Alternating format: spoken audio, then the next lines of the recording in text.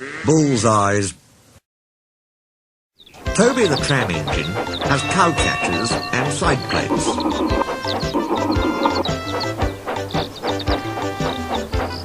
They help to prevent animals getting hurt if they stray onto the line.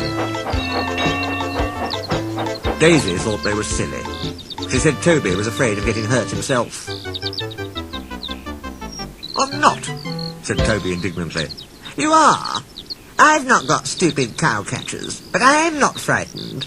I just toot, and they'd all get out of the way." "But they don't," said Toby simply. "They would with me. Animals always run if you toot and look them in the eye." "Even bulls?" "Even bulls," said Daisy confidently. Daisy had never met a bull, but she purred away, quite unconcerned. At the level crossing, cars waited behind gates to let her pass. "Pooh," she said. "It's easy. I just toot and they all stand aside." Poor little Toby. I am sorry he's frightened.